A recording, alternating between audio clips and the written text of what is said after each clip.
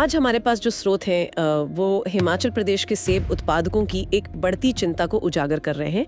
मौसम जैसे उनके साथ लुका छिपी खेल रहा है। 2023-24 में बर्फ लगभग गायब रही और फिर 2025 में अचानक तबाही मचाने वाले ओले।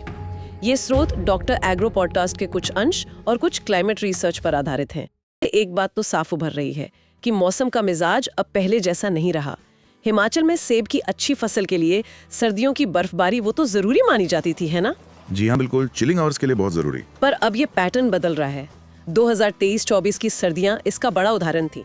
बर्फबारी मतलब ना के बराबर हुई। हाँ, वो रिपोर्ट्स थी अक्टूबर 2023 से जनवरी 2024 के बीच 16 वेस्टर्न डिस्टर्बेंस पश्चिमी विक्षोभ आए जरूर, पर उनमें दम नहीं था। जैसे केवल 3 ही थे जो थोड़ा असरदार कहे जा सकते हैं। अच्छा, और नतीजा हिमाचल में बारिश में 85% की भारी कमी, बहुत ज्यादा। बाप रे, 85%। लेकिन फिर 2025 में कहानी बिल्कुल पलट गई। अप्रैल मई में जी बिल्कुल, ओलावृष्टि। हाँ, जब पेड़ों पर फूल या नन्हे फल थे तब जबरदस्त ओलावृष्टि हुई। उसने तो उत्पादकों की कमर ही तोड़ दी। तो सवाल यह है कि इतना अजीब मौसम क्यों? मतलब पहले सूखा, फिर अचानक इतने ओले, ये क्या हो रहा है? ये वाकई एक उलझा हुआ मामला लगता है। इसके पीछे कई कारण हैं और वो आपस में जुड़े हुए हैं। 2023-24 में कम बर्फबारी के लिए एक तो वो कमजोर पश्चिमी विक्षोभ थे ही, साथ ही जेट स्ट्रीम मतलब हवा की वो तेज धारा जो ऊपर चलती है, वो उत्तर की तरफ खिसक गई थी। अच्छा, और वो क्यों? हाँ? ऐसा आर्कटिक क्षेत्र के असामान्य रूप से गर्म होने की वजह से हो रहा है, ऐसा अनुमान है। और हाँ, उस दौरान एल नीनो का असर भी था। वो तो एक ग्लोबल पैटर्न है, प्रशांत महासागर के गर्म होने से जुड़ा, उसने भी असर डाला। ओके, ये तो हुई 2023-24 के बाद। और 2025 के ओलों का क्या? हाँ, जहां तक 2025 की वो विनाशकारी ओलावृष्टि का सवाल है, यहाँ भी पश्चिमी विक्षोभ की भूमिका है, लेकिन थोड़ी अलग तरह से। पहले ये विक्षोभ ज्यादातर सर्दियों में असर दिखाते थे। हाँ, बर्फबारी लाते थे। जी, अब इशारा कर रहे हैं कि ये गर्मियों में मतलब अप्रैल मई में ज्यादा सक्रिय हो रहे हैं।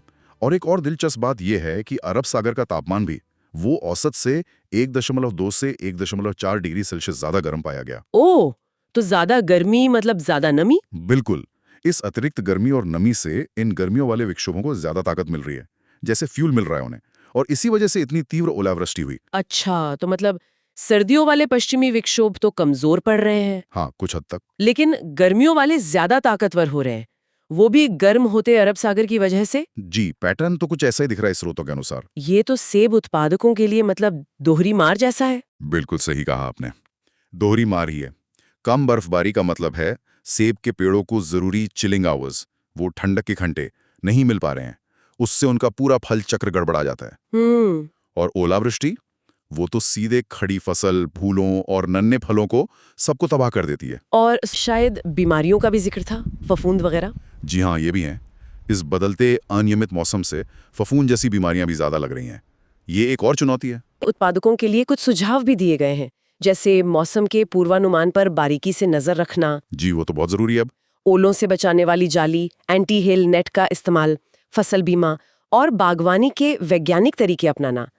लेकिन सवाल ये है कि क्या ये उपाय काफी है, मतलब लॉन्ग टर्म में? यही सबसे बड़ा सवाल है। अगर हम इन हालिया घटनाओं को पिछले दशक के संदर्भ में देखें, तो स्रोत बताते हैं कि ये कोई एक आध साल की बात नहीं है, ये एक ट्रेंड है। 1984 से 2023 के बीच हिमाचल में गर्मी की लहरें, हीट वेव्स बढ़ी हैं, खासकर फरवरी से अप्रैल के बीच। अच्छा। बारिश और बर्फबारी का पैटर्न बहुत अनियमित हो गया है। जैसे एक उदाहरण है जनवरी 2023, वो 1901 के बाद सबसे सूखा महीना था। 99.7% बारिश कम हुई थी उस महीने। 99.7%, अविश्वसनीय। और सिर्फ सूखा ही नहीं, 2023 में ही 168 भूस्खलन हुए, 52 बादल फटने की घटनाएं और 72 फ्लैश फ्लड्स। इनसे करीब करीब 12,000 करोड़ का नुकसान हुआ, बहुत भारी नुकसान। और बढ़ता तापमान ग्लेशियरों को भी पिघला रहा है, जिसका असर भविष्य में पानी की उपलब्धता पर पड़ना तय है।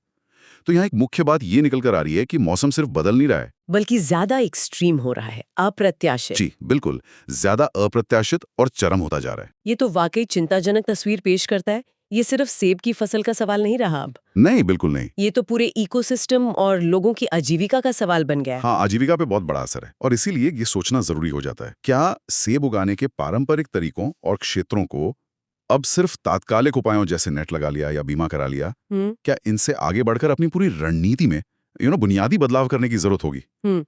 ये सवाल हमें सोचना होगा कि जलवायु में दिख रहे ये बदलाव कितने स्थायी हैं और इनसे तालमेल बिठाने के लिए किस स्तर के अनुकूलन और शायद किस स्तर के बदलाव की जरूरत पड़ेगी आगे चल।